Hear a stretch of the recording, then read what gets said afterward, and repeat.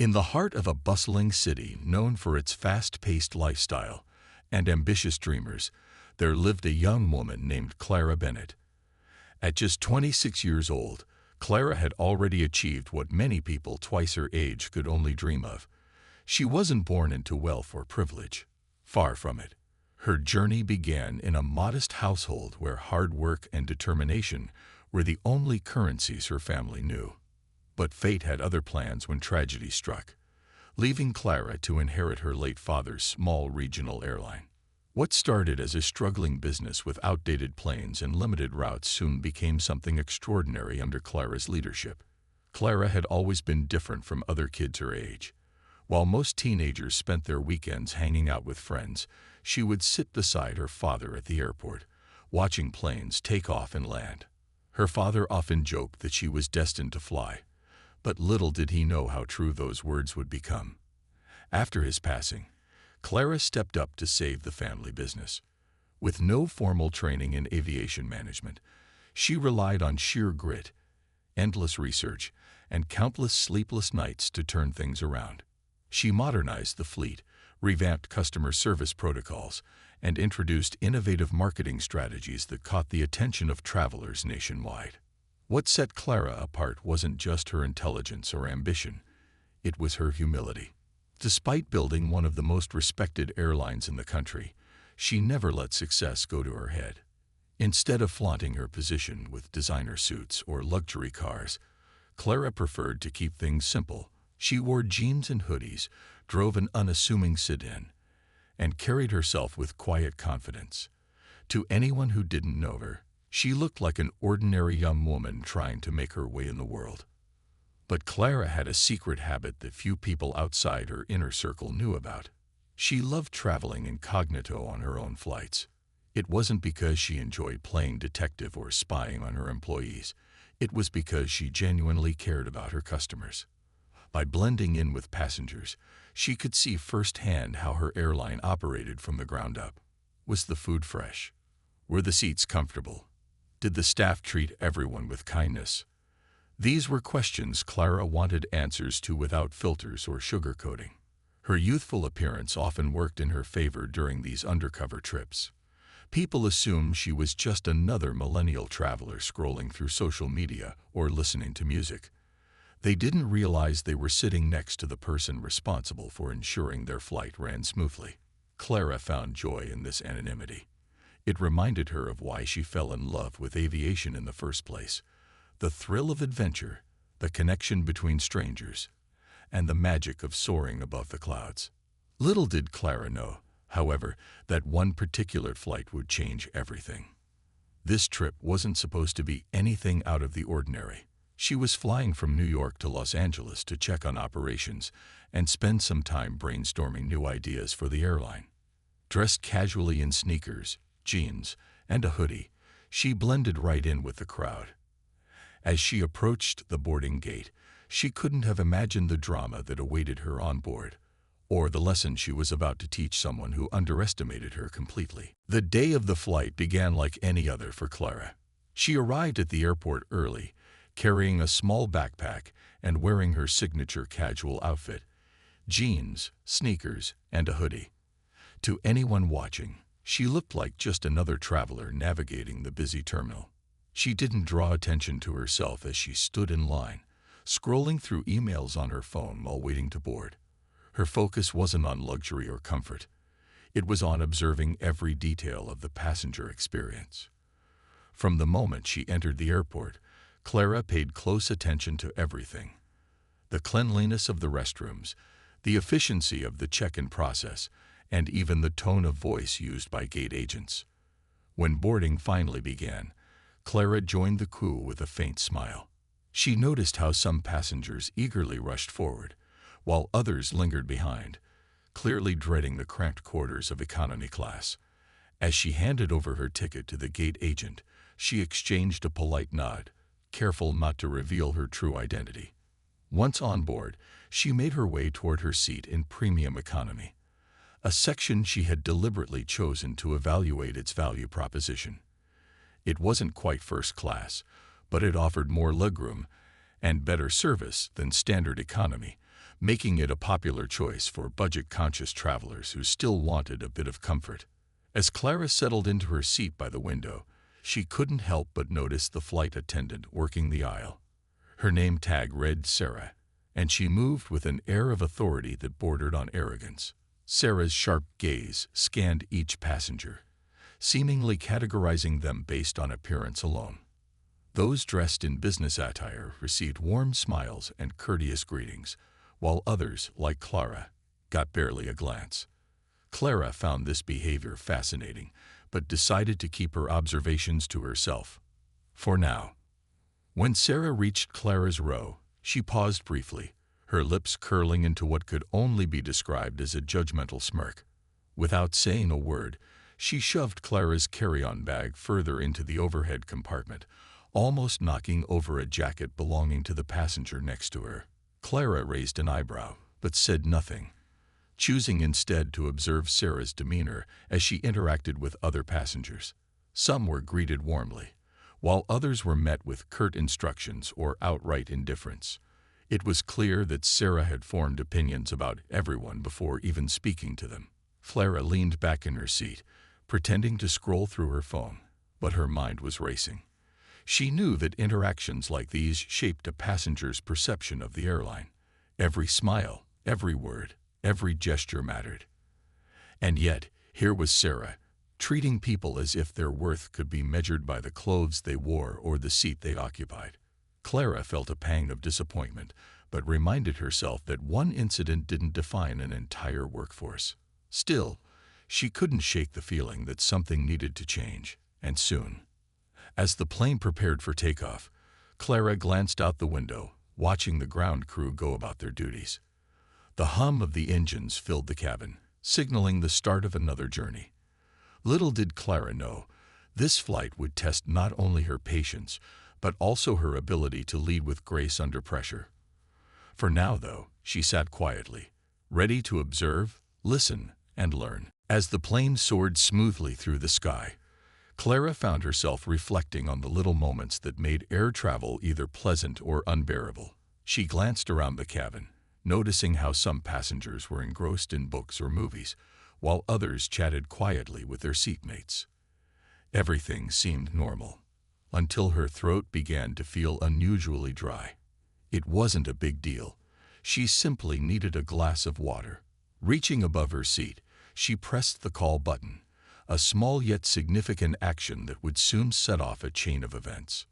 Moments later, Sarah appeared in the aisle, her expression already hinting at irritation. Clara watched as she approached, her heels clicking against the floor with an air of impatience. When Sarah stopped beside her seat, she didn't even attempt to mask her annoyance. Instead of asking politely what Clara needed, she crossed her arms and let out an exaggerated sigh. "Yes," she said sharply, her tone dripping with condescension. Clara looked up calmly, meeting Sarah's gaze without flinching. "Could I please have a glass of water?" she asked, her voice steady and polite. But instead of fulfilling the request, Sarah rolled her eyes dramatically, letting out a scoff that was loud enough for nearby passengers to hear. "You know," Sarah began, her voice laced with sarcasm, "if you can't afford first class, maybe don't act like you belong there." The words hung in the air, sharp and cutting, leaving Clara momentarily stunned. The comment wasn't just rude, it was personal. Clara had paid for her ticket like everyone else, and her choice of seating had nothing to do with financial status. Yet here was Sarah, judging her based on appearances alone. Passengers seated nearby turned their heads, some gasping audibly at the blatant disrespect, while others shifted uncomfortably in their seats. A man across the aisle shot Sarah a disapproving look, but quickly looked away when she glared back. An elderly woman sitting next to Clara leaned over and whispered, "That was completely uncalled for." For a brief moment, Clara felt a flicker of anger rise within her. How dare this flight attendant speak to anyone, let alone a paying customer, with such disdain? But instead of reacting impulsively, she took a deep breath and reminded herself of who she was. This wasn't about ego or revenge. It was about handling the situation with dignity and professionalism. With a faint smile that caught Sarah off guard, Clara replied softly, "Thank you for your feedback. I'll be sure to pass it along to management." Sarah blinked, clearly unprepared for such a composed response. For a split second, doubt flickered across her face, though she quickly masked it with indifference. Without another word, she turned on her heel and headed toward the galley to fetch the water. As she walked away, Clara noticed several passengers exchanging glances, their expressions a mix of disbelief and sympathy. One young woman sitting behind her leaned forward and whispered, "Don't let her get to you. She's always like that." Clara nodded graciously, appreciating the gesture, but inside, her mind was already working. She knew Sarah's behavior wasn't just a reflection of one bad attitude. It was symptomatic of a larger issue within the airline's culture. If employees felt entitled to treat customers poorly based on superficial judgments, then something needed to change, and fast. But for now, Clara chose to remain calm and observant, determined to address the matter in a way that upheld the values of her company.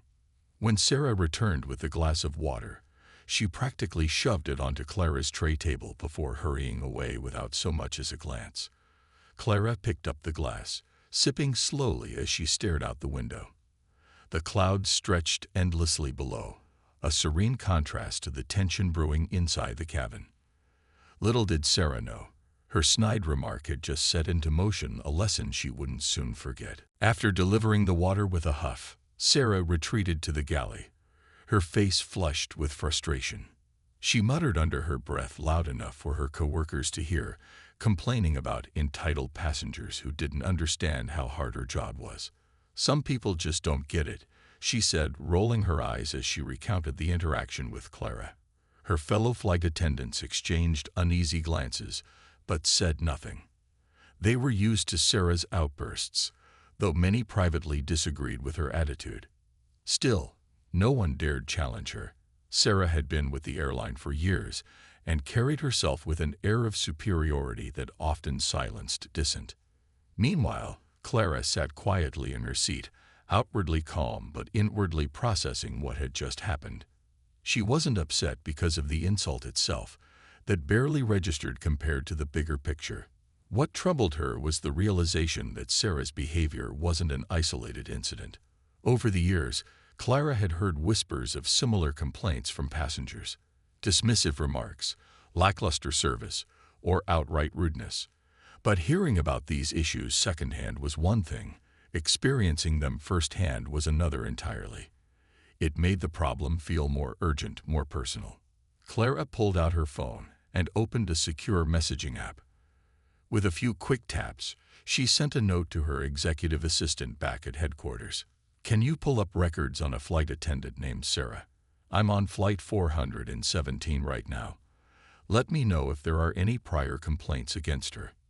The message was concise but deliberate. Clara didn't want to jump to conclusions without evidence, but she also knew better than to ignore red flags when they appeared. As the plane cruised along, Clara continued observing the cabin, paying close attention to how Sarah interacted with other passengers. To her dismay, the pattern became clear. Sarah treated some travelers with warmth and professionalism, particularly those seated in first class or wearing expensive clothing. But for others, like families with young children, solo travelers in economy, or anyone who seemed ordinary, her tone shifted. There was impatience in her voice, a subtle sneer in her expressions, and a dismissiveness that left people feeling small. One particularly telling moment came when a nervous-looking teenager accidentally spilled his soda on the floor near the galley. Instead of helping him clean up, Sarah snapped, "Be more careful next time," before handing him a single napkin and walking away. The boy looked mortified, his cheeks turning bright red as he scrambled to wipe up the mess. Several passengers shook their heads in disapproval, while a kind elderly man nearby offered the teenager additional napkins and a reassuring smile. Clara noticed all of this, each detail reinforcing her growing concern. By the time the flight reached its halfway point, Clara had made up her mind. This wasn't just about Sarah. It was about setting a standard for everyone who represented the airline. Employees like Sarah might think they could hide behind seniority or experience, but Clara believed accountability started at the top. If leadership tolerated poor behavior, it sent a message to the entire team that such actions were acceptable. And that was something Clara refused to let happen. When the plane finally began its descent into Los Angeles, Clara took a deep breath and prepared herself for what came next. She didn't relish confrontation, but she understood its necessity. As the seatbelt sign dinged on and passengers began gathering their belongings, Clara lingered in her seat, waiting until most of the crowd had disembarked. Then, with quiet determination, she approached the gate agent stationed at the jet bridge. "Hi," Clara said warmly, offering a polite smile. "I'm Clara Bennett. I'd like to speak with someone from HR as soon as possible." The gate agent froze, her eyes widening as recognition dawned. For a moment, she simply stared at Clara, unsure whether to believe what she was hearing. But then, realizing the gravity of the situation, she nodded quickly and ushered Clara toward a private office nearby. Inside, Clara reviewed footage of the incident and confirmed Sarah's behavior. What she discovered shocked her. Not only had multiple passengers filed complaints about Sarah in the past, but several colleagues had also reported her unprofessional conduct. Each piece of evidence painted a troubling picture, one that couldn't be ignored. Clara felt a mix of disappointment and resolve as she realized the extent of the issue. This wasn't just about one rude comment. It was about creating a culture where respect mattered above all else. Once Clara was settled in the private office at the Los Angeles terminal, she wasted no time getting to work. The gate agent had already contacted HR, and within minutes, a senior manager arrived, visibly flustered but eager to assist. Clara introduced herself with a calm demeanor, though her presence alone commanded respect. "I need to review the records for a flight attendant named Sarah," she said firmly. "There's been an incident on Flight 417 that requires immediate attention." The manager nodded quickly, pulling up Sarah's file on a laptop. As the screen lit up with details, Clara leaned forward, her sharp eyes scanning the information. What she found was alarming. Sarah wasn't just known for occasional lapses in professionalism. She had a pattern of behavior that stretched back years. Multiple passengers had filed formal complaints about her rude remarks and dismissive attitude. Even more concerning were the reports from fellow employees, who described her as difficult to work with and often condescending toward newer staff members. Despite these red flags, nothing substantial had been done to address the issue. Clara's jaw tightened as she processed the information. She knew that every company had its challenges, but allowing someone like Sarah to continue unchecked sent a dangerous message. It signaled to employees that poor behavior could be excused if you had enough experience or seniority. And worse, it told passengers that their comfort and dignity weren't priorities. That wasn't the kind of culture Clara wanted for her airline. While Clara reviewed the documents, Sarah was summoned to the office under the pretense of a routine meeting. When she arrived, she walked in confidently, assuming this was just another administrative formality. Her expression shifted the moment she saw Clara sitting across the table. For a brief second, confusion flickered across her face. She didn't recognize the young woman from earlier. But when Clara stood up and extended her hand, saying, "Hi, I'm Clara Bennett, CEO of this airline," Sarah's confidence crumbled instantly. Her mouth dropped open, and her face turned pale as realization dawned. I didn't realize," Sarah stammered, struggling to find words. She glanced nervously between Clara and the HR manager, clearly unprepared for this turn of events. Clara gestured for her to sit down, maintaining a composed and professional tone. "Let's talk about what happened on the flight today," Clara began, her voice steady but firm. She recounted the interaction step by step. The snide comment, the eye roll, the dismissive attitude, all while Sarah squirmed uncomfortably in her chair. At first, Sarah tried to defend herself, claiming she'd been having a tough day, and that Clara's request for water had come at a busy moment. But Clara interrupted gently yet decisively. "I understand that this job can be stressful," she said, "but stress doesn't excuse rudeness. Every passenger deserves to be treated with respect, regardless of where they're sitting or how they're dressed. That's not just my expectation. It's our company policy." Sarah opened her mouth to respond but stopped herself, realizing there was no valid excuse for her actions. Tears welled up in her eyes as she finally admitted, "I messed up. I shouldn't have spoken to you, or anyone, that way." Clara nodded, acknowledging the apology, but made it clear that accountability came next. "This isn't just about one incident," she explained. "Your behavior has been flagged multiple times before. We can't ignore patterns like this. They affect our team, our customers, and our reputation." The conversation lasted nearly an hour, during which Clara outlined the steps that would follow. Sarah would be placed on probation and required to undergo sensitivity training. Additionally, her performance would be closely monitored moving forward.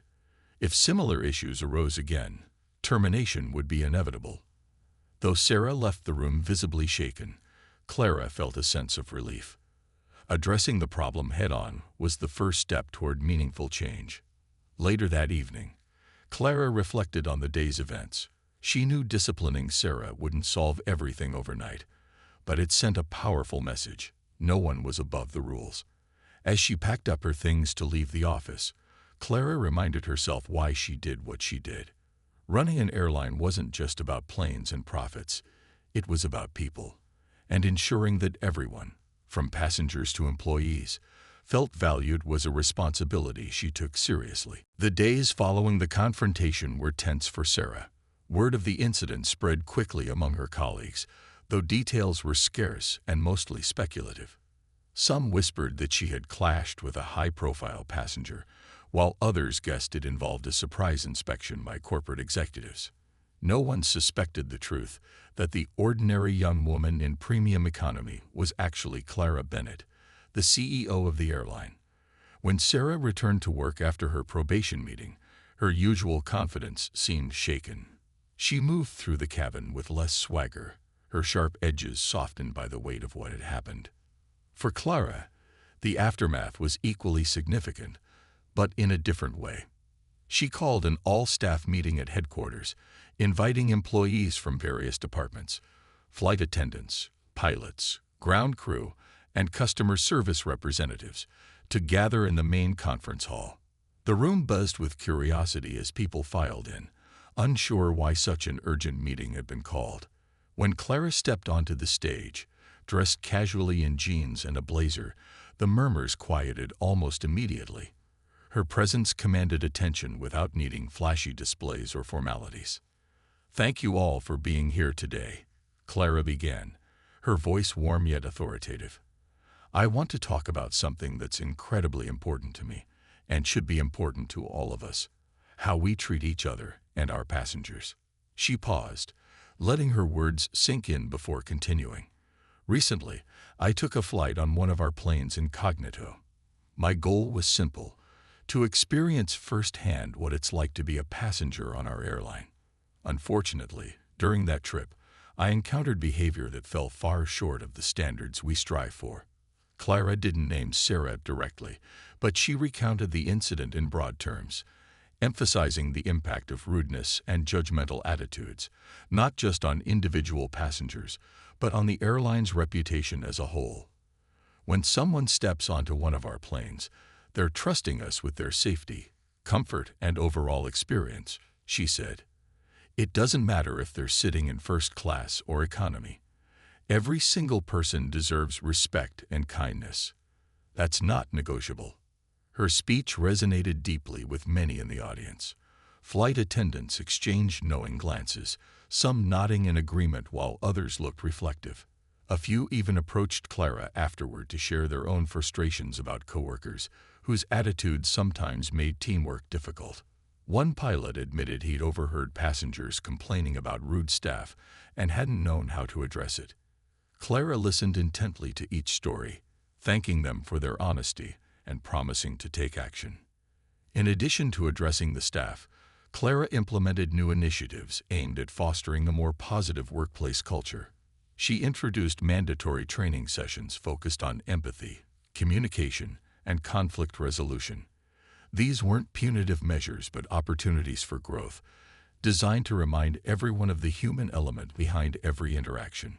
Clara also launched an anonymous feedback system where both passengers and employees could report concerns without fear of retaliation. Transparency, she believed, was key to rebuilding trust. As weeks turned into months, subtle changes began to emerge.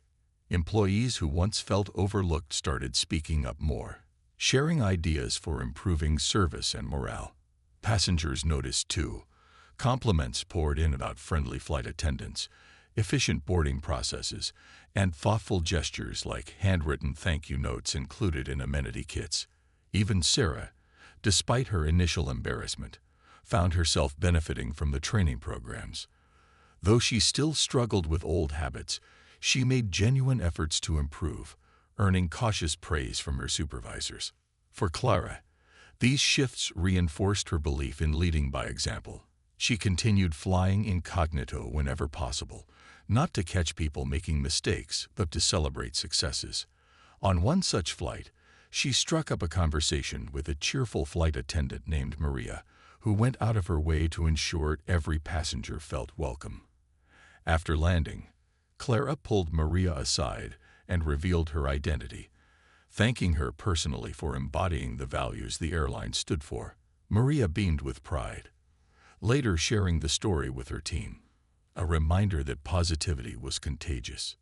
Through it all, Clara remained steadfast in her mission to create an airline where everyone, from the CEO to the newest hire, felt valued and inspired to give their best. It wasn't always easy, but she knew the effort was worth it, because at the end of the day, an airline wasn't just about planes. It was about people. And treating people right was the foundation of everything. Months after the incident, the ripple effects of Clara's actions began to reshape the airline in ways both big and small. Sarah, once known for her sharp tongue and dismissive attitude, found herself at a crossroads. The sensitivity training she attended wasn't just a box-checking exercise. It challenged her to rethink how she interacted with passengers and coworkers alike. At first, she resisted, feeling defensive and embarrassed. But as the sessions progressed, something clicked. She realized that her behavior hadn't just hurt others. It had also isolated her from her team and tarnished her own reputation. One day, during a particularly busy flight, Sarah noticed a frazzled mother struggling to calm her crying toddler while juggling a diaper bag and stroller parts. In the past, Sarah might have rolled her eyes or muttered under her breath about the disruption. This time, however, she approached the woman with a warm smile. "Let me help you," she said gently, taking the diaper bag and securing it in the overhead compartment. Then she knelt beside the child, pulling out a small toy airplane pin from her pocket.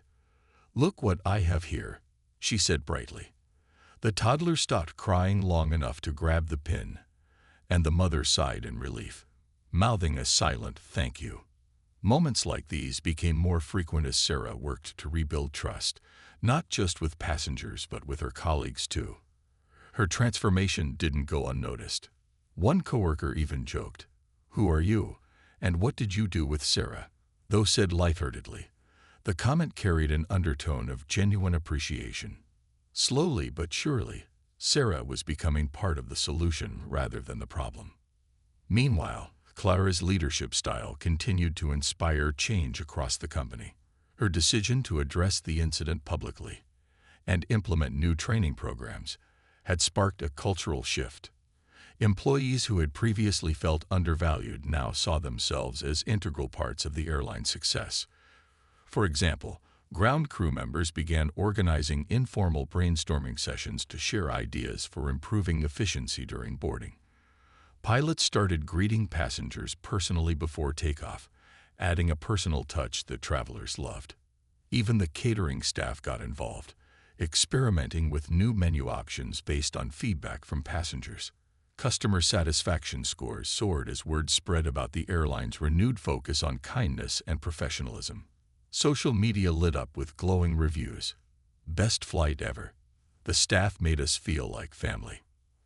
I've flown a lot, but this was next-level service. Passengers weren't just noticing better treatment. They were sharing their experiences with friends and family, turning them into advocates for the brand. It was proof that when people felt valued, they wanted to return the favor. Clara's undercover flights remained a cornerstone of her strategy, though rumors about her habit made employees hyper-aware of every passenger interaction. Some joked that they treated everyone like the CEO might be watching, which, ironically, aligned perfectly with Clara's vision. On one such trip, she overheard a flight attendant apologizing profusely to a passenger whose meal order had been forgotten. Instead of brushing it off, the attendant offered a complimentary drink and ensured the mistake wouldn't happen again. Clara smiled to herself, proud of how far the team had come. Behind the scenes, Clara introduced additional initiatives to empower employees. She launched a recognition program called Wings of Excellence, where outstanding staff members were celebrated monthly with awards and bonuses. Maria, the cheerful flight attendant Clara had praised earlier, became one of the first recipients. When her name was announced at an all-staff meeting, Maria teared up, saying, "I never thought my work would mean so much. Thank you for seeing us." As the months passed, whispers circulated that Sarah might leave the company. While some speculated she'd been forced out, the truth was far simpler. She decided to resign voluntarily. During her exit interview, she thanked Clara for handling the situation with grace and giving her the chance to grow. "I needed a wake-up call," Sarah admitted. "And honestly, I think it's time for me to try something new." Clara accepted her resignation with understanding, wishing her well in her next chapter. By the end of the year, the airline had transformed in ways no one could have predicted. What started as a single rude comment had blossomed into a movement, a commitment to treating everyone with dignity and respect. And at the heart of it all was Clara, whose quiet determination reminded everyone that true leadership wasn't about power or authority. It was about listening, learning, and leading by example. The transformation within the airline didn't happen overnight, but as months turned into a year, the changes became undeniable. Passengers who had once dreaded flying with the carrier now looked forward to it, sharing stories of exceptional service and heartfelt moments that made their journeys memorable. Social media buzzed with glowing testimonials, photos of smiling flight attendants posing with families, videos of pilots welcoming passengers on board, and countless comments praising the airline's renewed focus on kindness. It was clear that Clara's efforts to prioritize people over profits were paying off in ways that mattered most. For Clara, the journey wasn't just about fixing problems. It was about building something lasting. She often reflected on how one incident involving Sarah had sparked a chain reaction, leading to meaningful improvements across the company. The sensitivity training programs she introduced weren't just helping employees like Sarah grow. They were fostering a culture where empathy and professionalism thrived. Employees began holding each other accountable, not out of fear, but because they genuinely cared about upholding the airline's values. This sense of shared responsibility created a ripple effect, strengthening teamwork and boosting morale.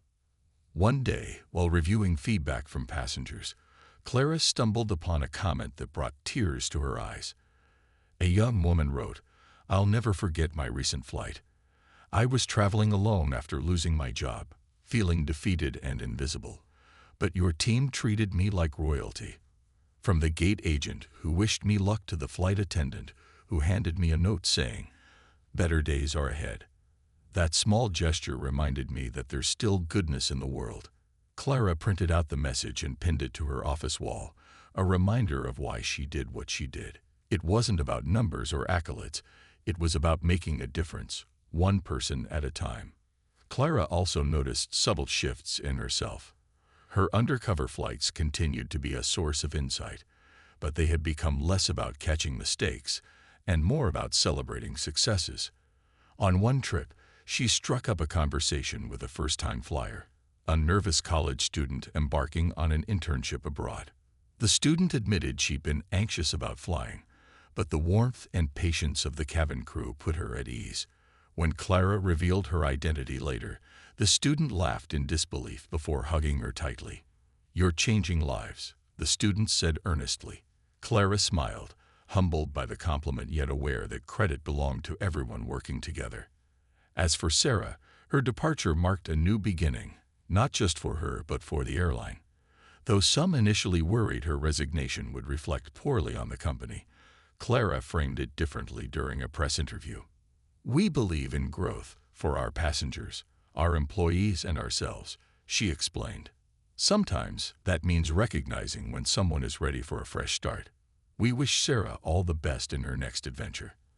The response was overwhelmingly positive, with many praising Clara's grace and maturity in handling the situation. Looking ahead, Clara set her sights on expanding the airline's reach without losing sight of its core mission. She announced plans to launch new routes connecting smaller cities, ensuring underserved communities had access to affordable travel. At the same time, she invested in sustainability initiatives, partnering with environmental organizations to reduce the airline's carbon footprint. These moves reinforced her belief that success wasn't measured solely by profit margins. It was about creating opportunities and leaving a positive impact on the world. By the end of the year, Clara stood on stage at an industry award ceremony, accepting the title of Airline of the Year. As cameras flashed and applause filled the room, she took a moment to thank her team. "This award isn't mine. It belongs to every single person who wears our uniform, serves our passengers, and believes in our mission," she said, her voice steady with emotion. "Together, we've shown that kindness isn't just nice to have. It's essential. And together, we'll keep proving that when you take care of people, everything else falls into place." As Clara stepped off the stage, she felt a deep sense of fulfillment. Running an airline was no easy task, but she had discovered something profound along the way. Leadership wasn't about being perfect. It was about learning, growing, and inspiring others to do the same. And as long as she kept listening, observing, and leading with heart, she knew the sky was truly the limit.